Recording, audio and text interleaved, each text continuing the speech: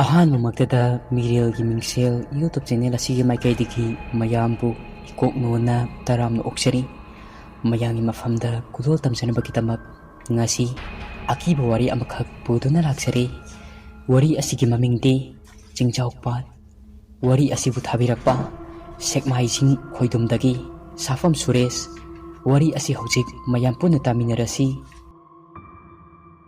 ꯔꯥꯀꯦꯁ ꯆꯠꯊꯣꯛ ꯀꯣꯏꯊꯣꯛꯄ ꯂꯝ ꯀꯣꯏꯕꯗ ꯌꯥꯝꯅ ꯄꯥꯝꯖꯕ ꯃꯤꯅꯤ꯫ ꯍꯟꯗꯛ ꯆꯤꯡꯖꯥꯎꯄꯥꯠꯇ ꯀꯣꯏꯕ ꯄꯨꯟꯅ ꯆꯠꯀꯗꯕ ꯃꯈꯣꯏ 8ꯅꯤ꯫ ꯃꯈꯣꯏ 8 ꯑꯗꯨꯒꯤ ꯃꯃꯤꯡꯗꯤ ꯁꯨꯕꯣꯟ, ꯔꯣꯍꯤꯠ, ꯁꯨꯁꯤꯇ꯭ꯔꯥ, ꯀꯨꯃꯥꯔ, ꯊꯣꯏ ꯑꯃꯗꯤ ꯂꯥꯡꯂꯦꯟ꯫ ꯃꯈꯣꯏ ꯄꯨꯟꯅ ꯑꯥꯒꯁꯀꯤ ꯇꯥꯡ 18 ꯃꯦꯔꯥꯒꯤ ꯄꯨꯔꯅꯤꯃꯥ ꯅꯨꯃꯤꯠꯇ ꯆꯠꯂꯁꯤ ꯍꯥꯏꯗꯨꯅ ꯃꯈꯣꯏ ꯄꯨꯟꯅ 8 ꯋꯥꯔꯤ ꯁꯥꯅꯕ ꯂꯣꯏꯔꯦ꯫ ꯍꯥꯏꯅꯈꯤꯕꯒꯤ ꯇꯨꯡ ꯏꯟꯅ ꯑꯥꯒꯁꯀꯤ ꯇꯥꯡ 18 ꯃꯦꯔꯥꯒꯤ ꯄꯨꯔꯅꯤꯃꯥ ꯅꯨꯃꯤꯠꯅꯤ꯫ ꯔꯥꯀꯦꯁ ꯑꯌꯨꯛ ꯉꯟꯅ ꯍꯧꯒꯠꯂꯗꯨꯅ ꯃꯍꯥꯛꯅ ꯄꯨꯒꯗꯧꯕ ꯄꯣꯠꯂꯝꯁꯤꯡ ꯑꯗꯨ ꯂꯣꯏꯁꯤꯟꯕ ꯂꯣꯏꯔꯗꯨꯅ ꯃꯈꯣꯏꯁꯤꯡꯕꯨ ꯉꯥꯏꯔꯒ ꯂꯩꯔꯦ꯫ ꯉꯥꯏꯍꯥꯛ ꯂꯩꯔꯒ ꯃꯈꯣꯏ 8 ꯑꯗꯨ ꯔꯥꯀꯦꯁ ꯍꯣꯏꯒꯤ ꯊꯣꯡꯒꯥꯟꯗ ꯕꯣꯂꯦꯔꯣ ꯑꯗꯨ ꯈꯥꯝꯂꯒ ꯔꯥꯀꯦꯁꯄꯨ ꯂꯣꯏꯁꯤꯟꯕ ꯂꯣꯏꯔꯕ꯭ꯔꯥ ꯍꯥꯏꯗꯨꯅ ꯃꯈꯣꯏ 8 ꯑꯗꯨ ꯀꯧꯕ ꯆꯪꯂꯛꯏ꯫ ꯁꯨꯁꯤꯇ꯭ꯔꯥꯅ ꯔꯥꯀꯦꯁꯄꯨ ꯀꯧꯔꯛꯏ꯫ "ꯗꯥ ꯔꯥꯀꯦꯁ, ꯗꯥ ꯔꯥꯀꯦꯁ"꯫ ꯔꯥꯀꯦꯁꯁꯨ ꯇꯥꯔꯗꯨꯅ ꯌꯦꯅꯈꯥꯔꯣꯝꯗꯒꯤ ꯈꯨꯝꯃꯛꯏ꯫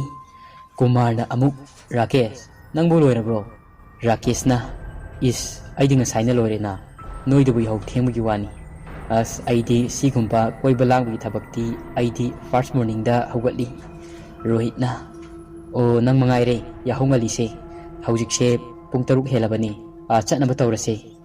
ꯑꯁꯨꯝꯅ ꯍꯥꯏꯅꯔꯗꯨꯅ ꯃꯈꯣꯏ 8ꯃꯛ ꯄꯨꯟꯅ ꯊꯣꯔꯛꯂꯦ꯫ ꯀꯨꯃꯥꯔꯅ ꯃꯍꯥꯛꯀꯤ ꯒꯥꯔꯤ ꯑꯆꯧꯕ ꯕꯣꯂꯦꯔꯣ ꯑꯗꯨꯗ ꯔꯣꯍꯤꯠ, ꯊꯣꯏ, ꯁꯨꯕꯣꯜ, ꯁꯨꯁꯤꯇ꯭ꯔꯥ, ꯔꯥꯀꯦꯁ, ꯂꯥꯡꯂꯦꯟ ꯃꯈꯣꯏ ꯄꯨꯟꯅ ꯇꯣꯡꯈꯠꯂꯦ꯫ ꯀꯨꯃꯥꯔꯅ ꯒꯥꯔꯤ ꯑꯗꯨ ꯊꯧꯕ ꯍꯧꯔꯗꯨꯅ ꯃꯈꯣꯏꯅ ꯂꯩꯔꯤꯕ ꯏꯝꯐꯥꯜꯗꯒꯤ ꯆꯤꯡꯖꯥꯎꯄꯥꯠ ꯐꯥꯎꯕ ꯈꯣꯡꯁꯥꯟꯕ ꯍꯧꯔꯛꯂꯦ꯫ ꯒꯥꯔꯤ ꯃꯅꯨꯡ ꯑꯗꯨꯗ ꯏꯁꯩꯁꯨ ꯐꯖ ꯐꯖꯕ ꯀꯌꯥ ꯑꯃꯁꯨ ꯊꯥꯔꯤ꯫ ꯃꯈꯣꯏ ꯅꯨꯡꯉꯥꯏꯕ ꯋꯥꯈꯜ ꯑꯃꯗ ꯇꯥꯎꯗꯨꯅ ꯂꯥꯛꯂꯤ꯫ ꯊꯣꯏꯅ ꯍꯥꯏꯔꯛꯏ, "ꯑꯩꯗꯤ ꯃꯐꯝ ꯑꯗꯨꯗ ꯍꯦꯛ ꯌꯧꯕꯒ ꯆꯤꯡꯖꯥꯎꯄꯥꯠꯀꯤ ꯐꯖꯔꯕ ꯃꯐꯝꯁꯤꯡ ꯑꯗꯨꯗ ꯑꯣꯟꯗꯨꯅ ꯁꯥꯟꯅꯗꯣꯏꯅꯤ." ꯔꯣꯍꯤꯠꯅ "ꯏꯁ, ꯅꯪꯒꯤ ꯋꯥꯈꯜꯁꯤꯁꯨ ꯄꯨꯔꯥ ꯑꯌꯥꯕꯤꯅꯤꯍꯦ." ꯁꯨꯕꯣꯟꯅ "ꯑꯩꯈꯣꯏꯒꯤ ꯔꯥꯀꯦꯁꯇꯤ ꯋꯥꯒ ꯑꯃꯠꯇ ꯉꯥꯡꯗꯦꯗ." ꯀꯨꯃꯥꯔꯅ ꯒꯥꯔꯤ ꯊꯧꯅ ꯊꯧꯅ ꯍꯥꯏꯔꯛꯏ꯫ "ꯔꯥꯀꯦꯁꯇꯤ ꯃꯥꯒꯤ ꯑꯃꯗꯨꯒꯤ ꯈꯟꯕ ꯑꯣꯏꯔꯝꯒꯅꯤ." ꯑꯁꯤ ꯍꯥꯏꯔꯒ ꯃꯈꯣꯏ ꯄꯨꯟꯅ ꯋꯥ ꯋꯥ ꯅꯣꯛꯏ꯫ ꯔꯥꯀꯦꯁꯅ ꯑꯃꯨꯛ ꯍꯥꯏꯔꯛꯏ, "ꯏꯁ, ꯅꯠꯇꯦꯕꯣ, ꯑꯩꯅ ꯈꯟꯕꯗꯤ ꯁꯨꯃꯥꯏꯅ ꯈꯟꯕꯅꯤ꯫ ꯂꯝ ꯀꯣꯏꯕ ꯆꯠꯄꯁꯦ ꯐꯤꯂꯝꯗꯗꯤ ꯕꯨꯠ ꯕ꯭ꯔꯦꯛꯀ ꯀꯩꯒ ꯌꯥꯝꯅ ꯊꯦꯡꯅꯕꯅꯤ, ꯃꯤꯒ ꯆꯥꯕꯗꯣ꯫ ꯑꯗꯨꯃꯥꯏꯅꯒ ꯊꯦꯡꯅꯔꯕꯗꯤ ꯑꯩꯗꯤ ꯈꯔꯒ ꯀꯤꯒꯟꯕꯒ ꯆꯦꯟꯕꯗꯤ ꯂꯥꯏꯔꯗꯅ ꯃꯐꯝ ꯑꯗꯨꯗ ꯋꯥꯟꯊꯗꯨꯅ ꯁꯤꯕꯅ ꯍꯥꯜꯂꯅꯤ." ꯑꯁꯤ ꯍꯥꯏꯔꯒ ꯃꯈꯣꯏ ꯑꯗꯨ ꯍꯔꯥꯎ ꯅꯨꯡꯉꯥꯏꯕ ꯀꯌꯥꯒ ꯂꯣꯏꯅꯗꯨꯅ ꯃꯈꯣꯏ ꯄꯨꯟꯅ ꯂꯥꯛꯏ꯫ ꯑꯁꯨꯝ ꯂꯥꯛꯄꯗ ꯆꯤꯡꯖꯥꯎꯄꯥꯠꯀꯤ ꯆꯤꯡꯈꯣꯡ ꯑꯗꯨ ꯃꯈꯣꯏ ꯄꯨꯝꯅꯃꯛꯅ ꯌꯧꯔꯦ꯫ ꯃꯈꯣꯏꯅ ꯃꯐꯝ ꯑꯗꯨ ꯌꯧꯕꯗ ꯆꯥꯎꯔꯥꯛꯅ ꯅꯨꯃꯤꯗꯥꯡ ꯋꯥꯏꯔꯝꯒꯤ ꯄꯨꯡ 4 ꯇꯥꯔꯦ꯫ ꯑꯍꯥꯟꯕ ꯊꯨꯡꯂꯕꯒ ꯑꯣꯏꯕꯅ ꯃꯐꯝ ꯑꯁꯤꯗ ꯉꯁꯤꯒꯤ ꯑꯣꯏꯅ ꯂꯦꯛꯂꯁꯤ ꯂꯩꯔꯁꯤ ꯍꯥꯏꯗꯨꯅ ꯃꯈꯣꯏ ꯃꯌꯥꯝ ꯑꯗꯨ ꯄꯨꯟꯅ ꯌꯥꯅꯔꯦ꯫ ꯌꯥꯅꯈꯤꯕꯒꯤ ꯇꯨꯡ ꯏꯟꯅ ꯔꯣꯍꯤꯠ, ꯁꯨꯕꯣꯟ, ꯔꯥꯀꯦꯁ ꯃꯈꯣꯏ 3ꯅ ꯇꯦꯟ 3ꯈꯛ ꯈꯟꯗꯣꯛꯏ꯫ ꯑꯁꯣꯝꯗꯅ ꯊꯣꯏ, ꯁꯨꯁꯤꯇ꯭ꯔꯥ, ꯀꯨꯃꯥꯔ, ꯂꯥꯡꯂꯦꯟ ꯃꯈꯣꯏ 4ꯅ ꯆꯥꯅ ꯊꯛꯅꯕ ꯁꯦꯝꯕ ꯁꯥꯕ ꯂꯣꯏꯔꯗꯨꯅ ꯃꯈꯣꯏꯕꯨ ꯉꯥꯏꯗꯨꯅ ꯂꯩꯔꯦ꯫ ꯁꯨꯕꯣꯟ, ꯔꯥꯀꯦꯁ, ꯔꯣꯍꯤꯠ ꯃꯈꯣꯏ 3ꯁꯨ ꯇꯦꯟ ꯈꯟꯕ ꯂꯣꯏꯔꯗꯨꯅ ꯆꯪꯉꯛꯏ꯫ ꯃꯈꯣꯏ 8 ꯑꯗꯨ ꯃꯩꯅꯥꯛ ꯑꯗꯨꯗ ꯏꯀꯣꯏ ꯀꯣꯏꯅ ꯐꯝꯅꯗꯨꯅ ꯃꯥꯒꯤ ꯑꯆꯥ ꯑꯊꯛꯁꯤꯡ ꯑꯗꯨ ꯆꯥꯅꯔꯤ꯫ ꯑꯁꯨꯝꯅ ꯆꯥꯅꯕ ꯂꯣꯏꯔꯗꯨꯅ ꯃꯈꯣꯏ ꯋꯥꯔꯤ ꯁꯥꯅꯔꯦ꯫ ꯔꯥꯀꯦꯁꯅ ꯑꯃꯨꯛ ꯑꯁꯨꯝꯅ ꯍꯥꯏꯔꯛꯏ, "ꯑꯩꯅ ꯇꯥꯕꯗꯤ ꯆꯤꯡꯖꯥꯎꯄꯥꯠꯁꯦ ꯊꯥꯏꯅ ꯅꯤꯡꯉꯝꯗꯅ ꯁꯤꯈꯤꯕ, ꯂꯥꯟꯗ ꯁꯤꯉꯝꯗꯅ ꯁꯤꯈꯤꯕ ꯊꯋꯥꯏ ꯀꯌꯥꯒꯤ ꯁꯥꯟꯅꯐꯝ ꯑꯣꯏ, ꯑꯁꯤ ꯍꯥꯏꯅ ꯑꯩꯈꯣꯏꯒꯤ ꯄꯨꯄꯨꯅ ꯑꯩꯉꯣꯟꯗ ꯋꯥꯔꯤ ꯑꯣꯏꯅ ꯂꯤꯔꯝꯃꯤ." ꯀꯨꯃꯥꯔꯅ ꯑꯃꯨꯛ ꯍꯥꯏꯔꯛꯏ, "ꯌꯥꯔꯦꯍꯦ, ꯅꯪꯁꯨ ꯀꯤꯒꯟꯈ꯭ꯔꯦꯍꯦ. ꯍꯧꯖꯤꯛ ꯃꯇꯝꯁꯤꯗꯕꯨ ꯀꯗꯥꯏꯗꯒꯤ ꯕꯨꯠꯅꯣ? ꯁꯥꯏꯟꯁ ꯀꯝꯄ꯭ꯌꯨꯇꯔꯒꯤ ꯃꯇꯝꯁꯤꯗ ꯑꯩꯗꯤ ꯃꯋꯥꯕꯨ ꯂꯧꯕꯤꯗꯦ." ꯔꯣꯍꯤꯠꯅ ꯑꯃꯨꯛ ꯍꯥꯏꯔꯛꯏ, "ꯑꯩꯈꯣꯏ ꯔꯥꯀꯦꯁꯁꯦ ꯍꯣꯔꯦꯟ ꯑꯍꯤꯡꯗ ꯕꯨꯠꯅ ꯆꯦꯜꯂꯝꯃꯗꯤ ꯐꯒꯗꯕ." ꯔꯣꯍꯤꯠꯀꯤ ꯋꯥꯗꯨ ꯇꯥꯕꯗ ꯃꯈꯣꯏ ꯃꯌꯥꯝ ꯑꯗꯨ ꯋꯥ ꯋꯥ ꯅꯣꯛꯏ꯫ ꯂꯥꯡꯂꯦꯟꯅ ꯑꯃꯨꯛ ꯍꯥꯏꯔꯛꯏ, "ꯌꯥꯔꯦꯕ, ꯁꯤꯒꯨꯝꯕ ꯋꯥꯔꯤꯁꯦ ꯁꯥꯟꯅꯒꯨꯝꯁꯦ." ꯁꯨꯁꯤꯇ꯭ꯔꯥꯅ, "ꯉꯁꯤꯗꯤ ꯑꯩꯁꯦ ꯌꯥꯝꯅ ꯍꯔꯥꯎꯏ, ꯃꯦꯔꯥꯒꯤ ꯄꯨꯔꯅꯤꯃꯥ ꯅꯨꯃꯤꯠꯀ ꯑꯣꯏꯕꯒ ꯄꯨꯛꯅꯤꯡꯁꯦ ꯌꯥꯝꯅ ꯅꯨꯡꯁꯤꯌꯦ, ꯍꯔꯥꯎꯁꯨ ꯌꯥꯝꯅ ꯍꯔꯥꯎꯏ. ꯑꯗꯣ ꯄꯨꯡꯁꯤ ꯊꯦꯡꯉꯤ, ꯇꯨꯝꯅꯕ ꯇꯧꯔꯁꯤ. ꯄꯨꯡ 10 ꯇꯥꯔꯕꯅꯤ. ꯍꯌꯦꯡ ꯉꯟꯅ ꯍꯧꯒꯠꯅꯒꯗꯕꯅꯤ. ꯑꯗꯨꯒ ꯆꯤꯡꯖꯥꯎꯄꯥꯠꯀꯤ ꯆꯤꯡꯗꯣꯟ ꯇꯝꯅ ꯀꯥꯒꯗꯕꯅꯤ. ꯑꯁꯨꯝꯅ ꯍꯥꯏꯅꯔꯒ ꯃꯈꯣꯏ 8 ꯑꯗꯨ ꯃꯥꯒꯤ ꯇꯨꯝꯐꯝꯗ ꯆꯪꯅꯔꯛꯂꯦ. ꯃꯌꯥꯏ ꯊꯪꯕ ꯇꯦꯟ ꯑꯗꯨꯗꯅ ꯁꯨꯁꯤꯇ꯭ꯔꯥ, ꯊꯣꯏ, ꯂꯥꯡꯂꯦꯟ ꯃꯈꯣꯏ 3 ꯄꯨꯟꯅ ꯇꯨꯝꯃꯤ. ꯑꯗꯨꯒ ꯌꯦꯠꯂꯣꯝ ꯊꯪꯕ ꯇꯦꯟ ꯑꯗꯨꯗꯅ ꯔꯥꯀꯦꯁ ꯑꯃꯗꯤ ꯀꯨꯃꯥꯔ ꯃꯈꯣꯏ 2 ꯇꯨꯝꯃꯤ. ꯑꯣꯏꯔꯣꯝ ꯊꯪꯕꯗꯅ ꯁꯨꯕꯣꯟ, ꯔꯣꯍꯤꯠ ꯇꯨꯝꯃꯤ. ꯃꯈꯣꯏꯁꯤꯡ ꯑꯗꯨ ꯇꯨꯝꯊꯅꯔꯦ. ꯉꯥꯏꯍꯥꯛ ꯇꯨꯝꯊꯅꯔꯕ ꯃꯇꯨꯡ ꯔꯥꯀꯦꯁ ꯑꯗꯨ ꯑꯍꯤꯡ ꯑꯗꯨꯗ ꯃꯄꯥꯜ ꯊꯣꯛꯅꯤꯡꯉꯤ ꯍꯥꯏꯗꯨꯅ ꯇꯦꯟꯒꯤ ꯆꯦꯟ ꯑꯗꯨ ꯇꯞꯅ ꯆꯤꯡꯊꯗꯨꯅ ꯃꯄꯥꯜꯗ ꯊꯣꯛꯂꯛꯏ. ꯈꯣꯡꯊꯥꯡ 2-3ꯂꯛ ꯃꯄꯥꯜꯗ ꯊꯥꯡꯇꯣꯔꯛꯄ ꯃꯇꯝꯗ ꯔꯥꯀꯦꯁꯀꯤ ꯃꯁꯥꯗ ꯏꯪꯂꯕ ꯃꯥꯂꯪꯕ, ꯃꯍꯥꯛꯀꯤ ꯁꯧꯅ ꯌꯩꯕꯗ ꯍꯥꯏꯐꯝ ꯈꯪꯗꯅ ꯅꯨꯡꯉꯥꯏꯖꯔꯝꯃꯤ. ꯊꯥꯖ ꯃꯍꯥꯛꯁꯨ ꯃꯄꯥ ꯂꯩꯇꯅ ꯃꯤꯑꯣꯏꯕꯒꯤ ꯄꯨꯛꯅꯤꯡꯕꯨ ꯁꯨꯝꯍꯠꯂꯒꯦ ꯃꯇꯥꯒꯨꯝ ꯃꯀꯥ ꯂꯥꯝꯅ ꯃꯌꯦꯛ ꯁꯦꯡꯅ ꯊꯣꯛꯏ.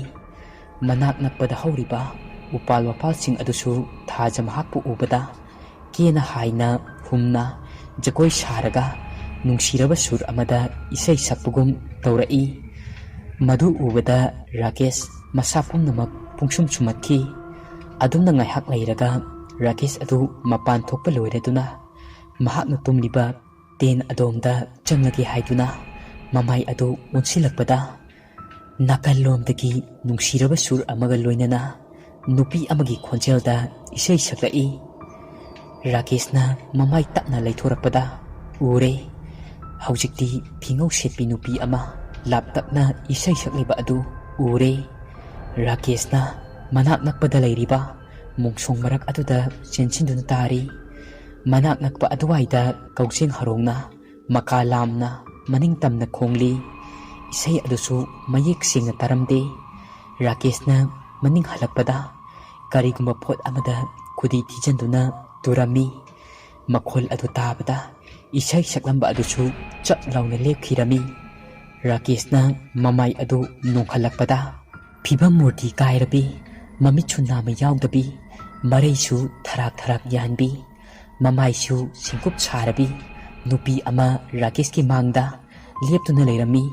ꯁꯛꯇꯝ ꯑꯗꯨ ꯎꯕꯗ ꯔꯥꯀꯦꯁ ꯑꯗꯨ ꯏꯃꯥ ꯍꯥꯏꯅ ꯀꯟꯅ ꯂꯥꯎꯔꯒ ꯃꯤꯀꯞ ꯈꯪꯊꯣꯛ ꯊꯣꯛꯂꯛꯏ. ꯔꯥꯀꯦꯁꯅ "ꯑꯁ, ꯀꯔꯤ ꯃꯪꯅꯣ ꯍꯧꯖꯤꯛꯀꯤ ꯑꯗꯨꯗꯤ?" ꯑꯁꯤ ꯍꯥꯏꯔꯒ ꯃꯁꯥ ꯑꯗꯨ ꯁꯣꯔ ꯆꯥꯅꯤꯡ ꯇꯥꯅ ꯍꯣꯟꯊꯖꯔꯝꯃꯤ. ꯔꯥꯀꯦꯁꯅ ꯃꯍꯥꯛꯀꯤ ꯃꯣꯕꯥꯏꯜ ꯑꯗꯨꯗ ꯄꯨꯊꯣꯛꯂꯒ ꯄꯨꯡ ꯌꯦꯡꯂꯨꯕꯗ ꯅꯣꯡꯉꯥꯜꯂꯝꯗꯥꯏꯒꯤ ꯄꯨꯡ 3 ꯇꯥꯗꯨꯅ ꯂꯩꯔꯝꯃꯤ. ꯑꯗꯨꯕꯨ ꯀꯨꯃꯥꯔꯗꯤ ꯅꯤꯡꯉꯥꯏꯗꯅ ꯑꯗꯨꯃꯛ ꯇꯨꯝꯂꯤ. ꯔꯥꯀꯦꯁꯁꯨ ꯇꯞꯅ ꯍꯤꯞꯊꯔꯛꯂꯦ. ꯑꯁꯨꯝꯅ ꯃꯍꯥꯛꯀꯤ ꯃꯃꯪꯗ ꯎꯈꯤꯕ ꯁꯤꯡ ꯑꯗꯨ ꯃꯊꯪ ꯃꯊꯪ ꯅꯤꯡꯁꯤꯡꯉꯛꯏ. ꯑꯍꯤꯡ ꯑꯗꯨ ꯔꯥꯀꯦꯁ ꯇꯨꯝꯊꯕ ꯌꯥꯔꯝꯗꯦ. ꯈꯟꯅ ꯈꯟꯅ ꯑꯗꯨꯃꯛ ꯇꯨꯝꯊꯈꯤꯔꯝꯃꯤ. ꯃꯊꯪꯒꯤ ꯑꯌꯨꯛꯅꯤ.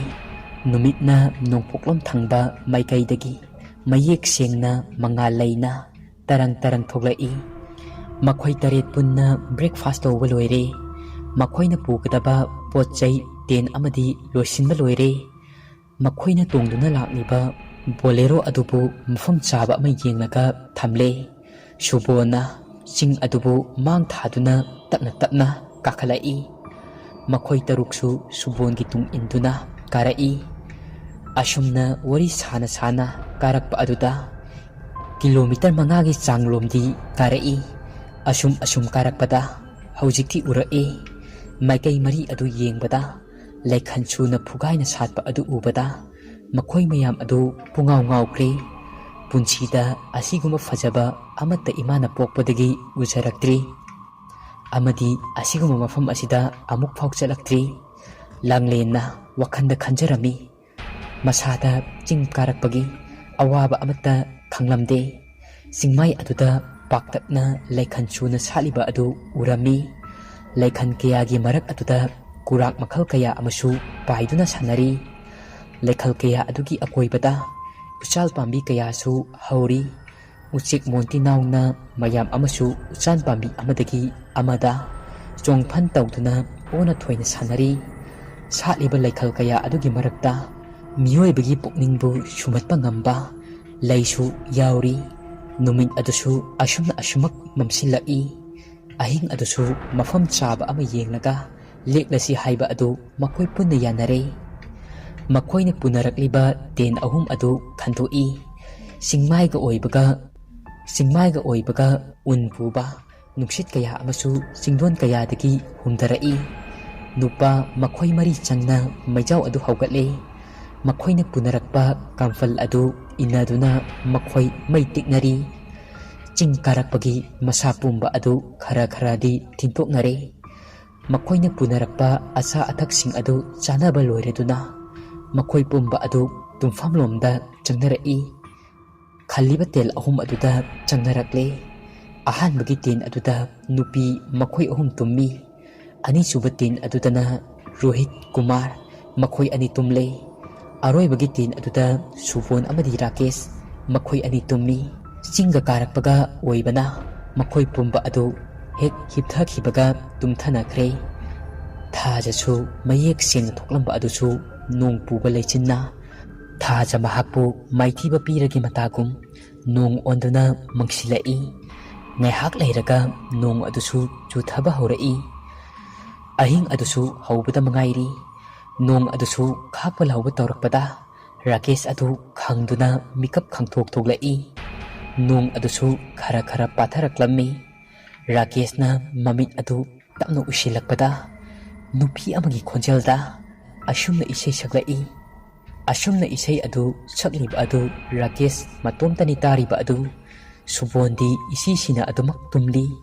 Mapanasu nongi nuksit adusu khara kantakna sitli. Mapanda isei sakliba adusu leplamde. Ahingi pungsu ama makai tarabani. Rakesh na khangningsbaga loinana tengi sin adu tapna chingtharaduna mapalda tapna thoglai.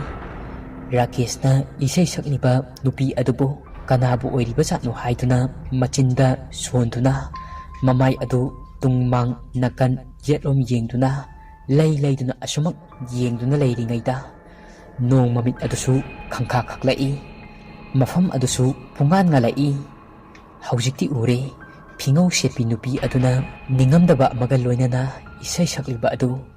Rakesh na phingau shepi nupi adu ubada ngarang mahaki mangda ukibi. Nupi adu khangning ningsingai. Mabu hek ubada Rakesh adu masa pumba adu koktagi ton fauba tu sungna thumatna kikhre. Manak nakpa adwaidasu lamoi kaya amana lepa leita khongli. Ching adu pungnin nilammi. Rakesh ki masa adusu asaba nungsit kaya ama matam aduda khangyay yesilai. Rakesh adu tarang amada laikre. Masana masabu karino haiba khangjakhidre. Rakesh adu nupi adugi tung inna tapna thoklakle.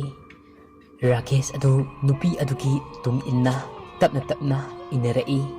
Asumna lakpa aduna mahakna laiba ten adudagi phaniyamdi lapthorai.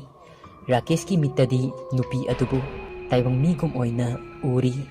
Asumna khara laklaga ching adugi Fajaraba lokngam ama leirami.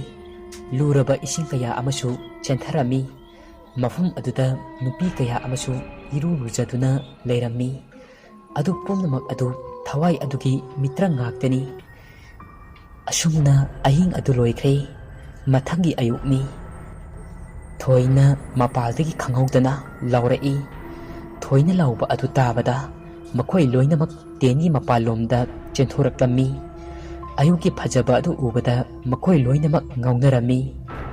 Susitrana khanghaudana machildagi asumna hairai. Wow, what a beautiful place. Mafam asibu kayada chinglemna fajariba. Numitna chingdondagi yaitharakpada ithak ipomgumna mafam adu yairi. Inglaba ayuki liklana tabada laikhan kaya amasu sakairai. Asigumba Fajaraba atay mafam kayada leiramni haibadi makhoi amatana thajaramde. Asumna Susitragi machindagi hairaklammi. Langlenna hairai. Aidi ayukta tamna khongliba kukin magi khoithumlaba khonjel tabada aidi pukning huna nungsijai. Asumna Thoi Langlen amasung Susitra makhoi ahumna ngangnaribasing adu tabada Rohit, Subon amadi Kumar makhoi ahum momon noi. Kumarna phajabada ngauriba mayam adugi marakta Rakesh yauba uramde. Rakesh ti ahing adu Subonga puna tuminakhibani. Subona hairi aidi ngarang singkarakpagi wabaga hek hipthakibaga adumak tumthakre. Aidi machi lengkhidre. Aina makeup thoklakpada Rakesh adu leiramdre.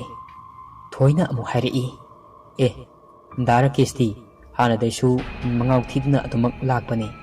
Mamang sehidasu natro kauru chingkaba chakada mangkre haiduna thibada kauprugi lok amagi makhada kumthaduna waikhu phaduna leirambada madine hairamdana taklamdana chatpa yamna haibani soidana chatlamgani asumna makhoi tarukmak ayuk breakfast chanari asumna hainaduna makhoi tarukmak karimata thausaramdi adumak machin maya singduna ayukki breakfast adu chanari chaba adu loireduna Kumar, Suchitra, Rohit, Thoi Langlen, Subon makhoi mayam adu ikoi koina famduna nungaiba wari kaya ama chanaduna adumak lairi